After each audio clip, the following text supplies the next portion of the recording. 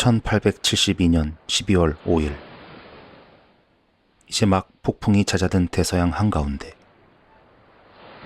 영국의 데이그라시아호는 여전히 거친 파도와 싸우며 고독한 항해를 이어가고 있었다. 잿빛구름이 두터운 장막처럼 하늘을 뒤덮고 그 아래의 바다는 마치 검은 잉크를 풀어놓은 듯 칠흑 같은 어둠 속에 잠겨 있었다. 배의 돛대가 비명을 지르듯 삐걱거리는 소리와 선체를 때리는 파도 소리만이 이 적막한 바다를 채우고 있었다. 차가운 바닷바람을 맞으며 가판 위를 순찰하던 1등 항해사 제임스 월터스는 문득 솜털이 곤두서는 듯한 이상한 감각에 휩싸였다. 안개가 짙게 깔린 바다 위로 시야는 겨우 50m 정도. 월터스는 이상한 메스꺼움을 느끼며 바다를 응시했다. 그때 그의 눈에 희미하게 떠있는 거대한 검은 그림자가 포착됐다. 처음에는 안개가 만들어낸 환영이라 생각했지만 점점 가까이 다가오는 그 형체는 분명한 실체가 있는 것이었다. 선장님, 저기 배가 있습니다. 떨리는 월터스의 외침에 그의 손가락이 가리키는 방향으로 가판 위의 모든 시선이 집중되었다. 선원들의 심장이 빠르게 뛰기 시작했다. 이 망망대해에서 다른 배를 만난다는 것은 축복이 될 수도 재앙이 될 수도 있는 것이었다. 데이그라시아호의 선장 데이비드 무어는 급히 망원경을 들었다. 올해 46세의 그는 짙은 수염과 깊은 주름이 새겨진 얼굴로 20년 넘게 바다를 항해해온 노련한 선장이었다. 그의 얼굴은 언제나 차분했지만 이 순간만큼은 불안한 빛이 감돌았다. 이상하군. 무어 선장의 중얼거림에 주변 선원들이 긴장했다. 그는 눈을 가늘게 뜨고 망원경을 통해 저 멀리 떠있는 배를 자세히 살폈다. 그의 얼굴이 점점 백지장처럼 하얗게 변했다. 저건 메리 셀레스트호야. 선원들 사이에서 술렁임이 일었다. 메리 셀레스트호는 약 한 달 전 뉴욕항을 출항해 제노바로 향하던 중 실종된 배였다. 그 배에 대한 소문은 이미 모든 항구 도시를 휩쓸고 있었다. 망원경 렌즈 너머로 드러난 메리 셀레스트호의 모습은 섬뜩하기 그지없었다. 돛은 축 늘어진 채 바람에 힘없이 펄럭이고 있었고 키는 제멋대로 흔들리며 방향을 잃은 듯했다. 유령의 손에 의해 조종되는 것 같은 그 모습은 보는 이의 등골을 오싹하게 만들었다. 놀랍게도 메리 셀레스트호의 선체는 아무런 파손 없이 멀쩡했다. 난파의 흔적도 물에 잠긴 흔적도 찾아볼 수가 없었다. 마치 어제 항구를 떠난 것처럼 깨끗한 상태였다. 하지만 마땅히 선원들로 북적여야 할 가판 위에는 그 어떤 인적도 보이지 않았다. 단 한 명의 사람도, 그 어떤 움직임도 없었다. 바다를 떠도는 그야말로 유령선처럼 텅 비어 있었다. 선원들이 보이지가 않는군. 무어 선장의 목소리는 평소와 달리 떨리고 있었다. 그는 뱃사람에게 가장 큰 공포는 바로 이러한 순간이라는 걸 너무 잘 알고 있었다.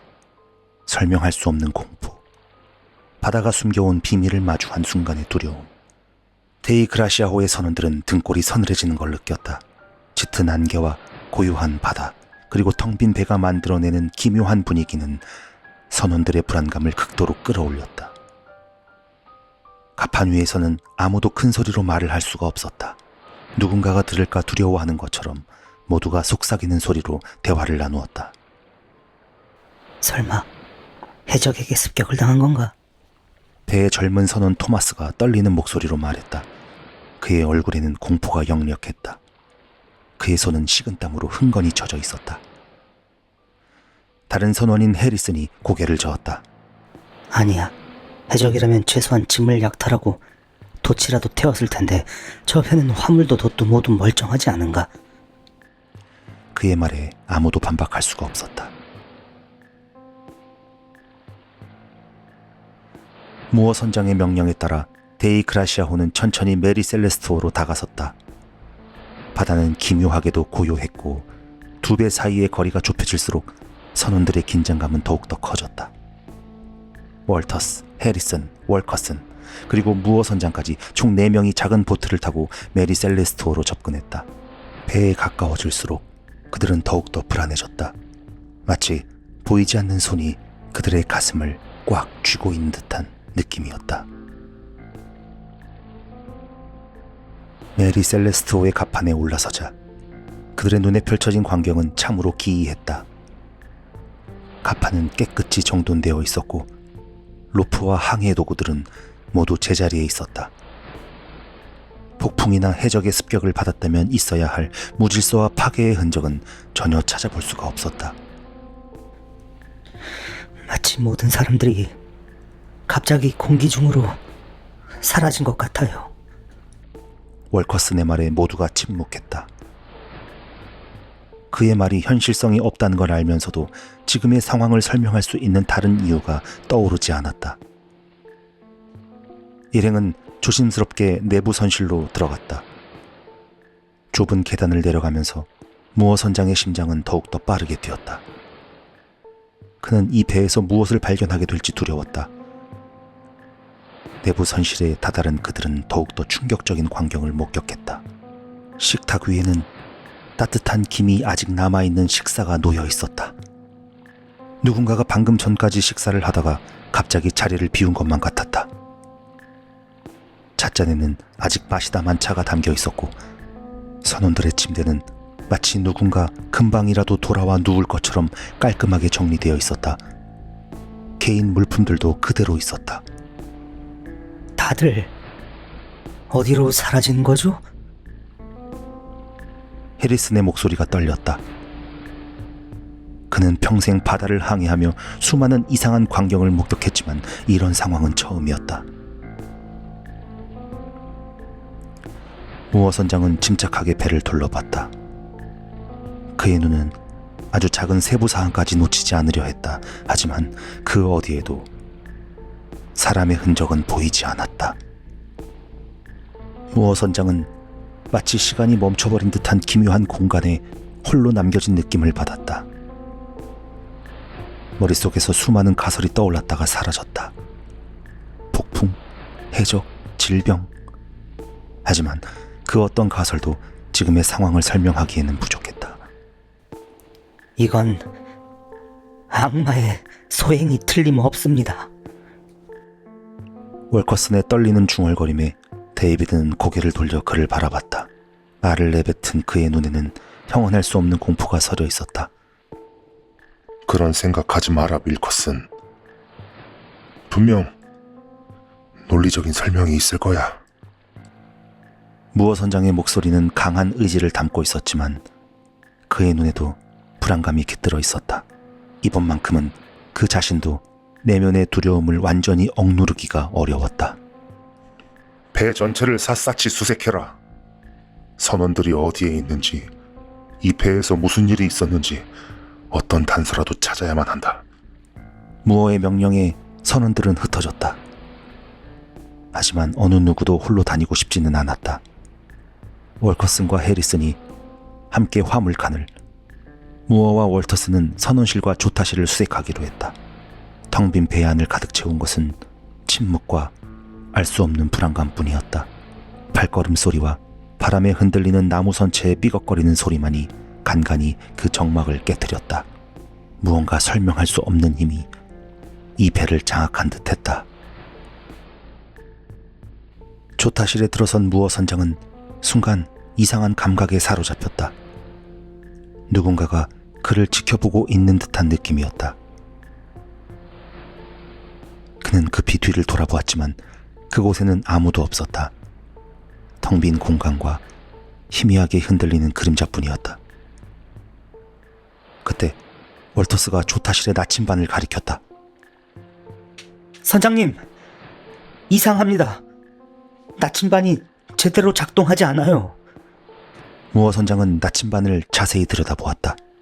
바늘이 미친 듯이 돌아가고 있었다.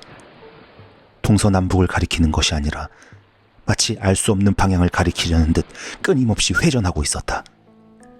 자기장의 이상인가? 무어가 중얼거렸지만 그의 목소리는 확신이 없었다. 그들이 다시 갑판으로 올라왔을 때 하늘은 더욱 어두워져 있었다.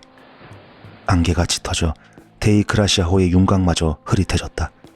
바다는 기이하게도 고요했다. 파도소리도 바람소리도 들리지 않았다. 세상이 숨을 죽인 채 그들을 지켜보고 있는 것만 같았다. 해리슨이 보고했다. 화물칸에도 아무도 없습니다, 선장님. 모든 화물은 다 그대로고 배에 손상도 없어요. 무어 선장은 깊은 생각에 잠긴 채 고개를 끄덕였다. 그는 이 기이한 상황을 어떻게 해석해야 할지 몰랐다.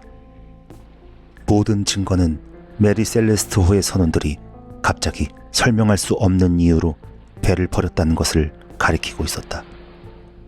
하지만 왜? 무엇이 그들을 그토록 두렵게 만들었기에 모든 것을 버리고 도망을 쳤을까? 월터스가 무어에게 다가왔다. 그의 손에는 작은 책이 들려 있었다. 선장실에서 이걸 찾았습니다.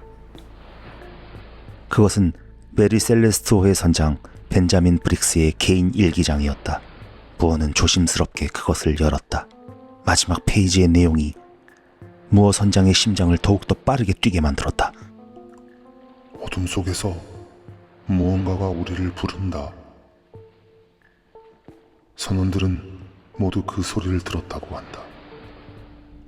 하지만 나는 아내와 딸을 생각하면 그 다음 문장은 급하게 써내려간 듯 흘려 쓰여 있었다. 그들이 온다. 오 하느님, 저희를 도우소서. 무어 선장은 책을 덮으며 깊은 한숨을 내쉬었다. 그의 이마에는 식은땀이 맺혀 있었다. 이 배를 데이크라시아호에 연결하고 지브롤터로 끌고 가자. 해가 지기 전에 어서 이 바다를 벗어나야만 한다. 선원들은 서둘러 로프를 준비했다. 모두가 이 텅 빈 배에서 빨리 벗어나고 싶어 했다. 그들이 작업을 하는 동안 월커스는 이상한 속삭임을 들었다. 그들은 아직도 배 안에 있다. 그는 급하게 뒤를 돌아보았지만 아무도 없었다. 단지 빈 갑판과 흔들리는 돛자루뿐이었다. 그의 등줄기로 한기가 흘렀다. 마침내 두 배는 단단히 연결되었다. 데이크라시아호의 선원들은 서둘러 자신들의 배로 돌아갔다. 그들의 얼굴에는 안도감과 함께 여전히 공포의 그림자가 드리워져 있었다. 무어 선장은 메리 셀레스트호의 갑판을 마지막으로 훑어보았다. 그는 평생 바다를 항해하며 수많은 위험과 이상한 현상을 목격했지만 이런 것은 처음이었다. 이 경험은 그의 영혼에 지울 수 없는 흔적을 남길 것이 분명했다. 두 배는 천천히 움직이기 시작했다. 뒤에 연결된 메리 셀레스트호를 끌고 그들은 지브롤터를 향해 나아갔다. 무어는 갑판에 서서 뒤를 돌아보았다. 메리 셀레스트호는 마치 유령선처럼 그들의 뒤를 조용히 따라오고 있었다. 하늘에는 희미한 번개가 번쩍였다. 천둥 소리가 저 멀리서 울려 퍼졌다. 잠시 멈췄던 폭풍이 다시 다가오고 있었다.